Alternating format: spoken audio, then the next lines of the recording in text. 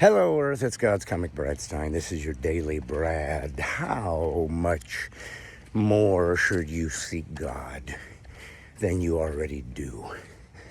This weekend, I went to a ministry in the river, New Harpeth, I think it is, in Tennessee, by my home. It's a ministry by a woman named Kayla Gardner. And it was just some young woman that started, I guess she was very sick and for a long time, and God healed her. And she has this interesting baptismal revival deliverance ministry. Anyways, my wife has been watching and following her, and she saw she was coming into town. She said, I want to go. And so she went, and my daughter went, and her kids, and my son-in-law, and my son. I was out of town, so they all went. And then I came, and the next day I was home, yesterday, and I went. Now, I've been baptized before, twice. Once when I was a teenager in high school, once when I was with my wife and my little son, when we wanted to do it as a family. And but this time I wanted to do it because I wanted to see it as certainly a communal thing. My whole family had done it. But I believe there was an anointing on this woman, that she has a particular ministry, that she goes all around the country and does this. In Texas alone, I think she had over 5,000 people that came for baptism. And on Saturday, when my wife went, it was over 2,300 baptisms, and probably another 2,300 perhaps the next. So thousands. But it's delivering people, and they're being set free from some physical problems or whatever, spiritual challenges. And it's all done in the sense of a baptism, a remembrance of what baptism is, which is a outward expression of laying the body to death and resurrecting it to life. So, I thought to myself, well, I've been baptized. I don't feel like I need to go back in again. This whole kind of I'm going to rededicate my life thing never made sense to me. It's like, I don't know. If you're in an army and you just completely go sideways and no longer obey any of the commands or do anything, you don't get to re-enlist. You're court-martialed. You're thrown in the brig, right? You are someone who abandoned your vow. Now, is there anything wrong with someone saying, you know what, I've gone astray, but I'm coming back? No, there's nothing wrong with it, obviously. Prodigal son is a journey that I had an involvement with, and virtually every believer I know that grew up in the church had their little prodigal exploration. It seems like that's how it works. You're either a sinner who's been at the bottom throughout your life and suddenly becomes a believer, and you know what you had and you know what you've now entered into, and it's better. But to the believer, we can become complacent. We can become kind of ungrateful. We can become sort of unobservant, undiligent about our faith, make it very sort of systematic and formulaic. We can do that. Maybe we go to church because we became a Christian, or we try to read our Bible, to do certain things we think are part of the expectation, but it's by rote sometimes. It's more about, you don't think about it in the deepest level. You just sort of go through the motions. And that is not even to say that you don't believe everything you're doing, or that you don't think you're trying to serve God at the deepest level. But anything that becomes a formula, I think you need to evaluate. Anything that becomes a formula I think, gets stuck, or at least you have a chance for it to get stuck. You're not there to grow. You've kind of discovered a way to go about your worship and your commitment, and it stays there. It's kind of like kindergarten. You start school, and that's great. And you're learning things you never knew before, how to read, how to do math, science, whatever.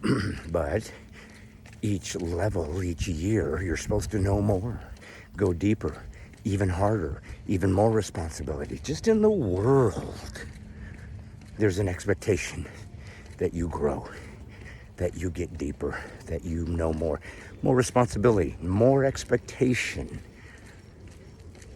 Except in the spiritual realm of Christianity in America.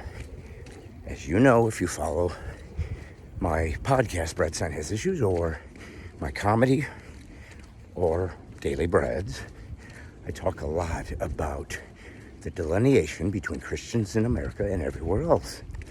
You see, if you are offered Christ's sacrifice as a free gift, but you were not made very clear that the gift is free, but the expectation of your life will be to become a slave, a servant, a crucified man or woman. If it wasn't made very clear to you, like Jesus did when he said, hey, drop your nets, follow me. Sell everything you have, give to the poor. Follow me. Come on down from that tree. Follow me. Yes, you're doing the superficial things, Martha, but Mary has chosen the more important things. Follow me. Yes, folks,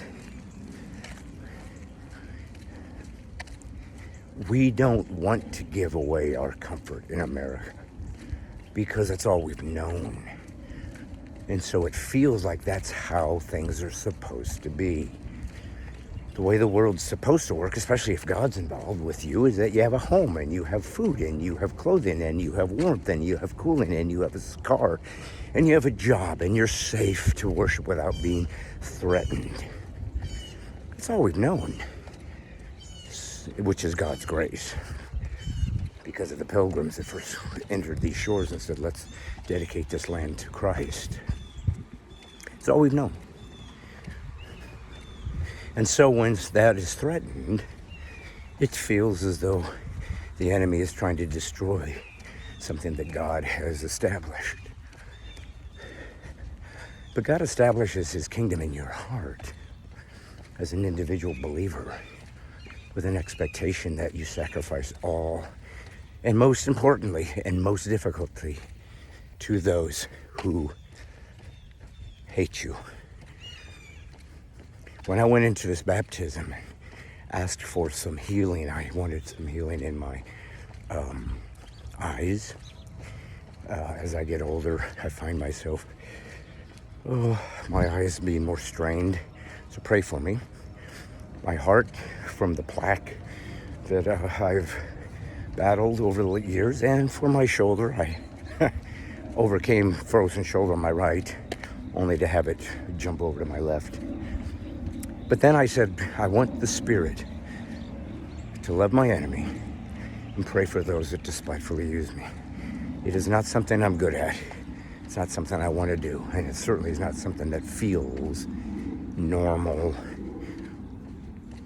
But the sacrificial life literally tramples on your pride. You take your pride, your desires, and some of those desires you have an access and right to. You have a right to be safe and fed and so forth, right? God gives us access to the world that he's created and said, go take dominion and plant seeds and have a crop and live your life and honor me and your family and we'll have a long life. There's lots of promises for these things. But The moment you worship them, and you know when you're worshiping them, when you feel like you can't do without them, or you're not willing to compromise screen times and computers and family vacations and 2 houses and 3 cars and a boat. When your life feels less vigorous without those things, it's because you worship them. My hope is that I went to get baptized and regenerated to join my family under anointed ministry, but to remember that, hey, it cost you everything. It's not a bumper sticker. It's real. And it's what we're called to be. And if we do that, people will see it and be inspired to follow us. This is God's Comic Brad Stine. This is your Daily Brad.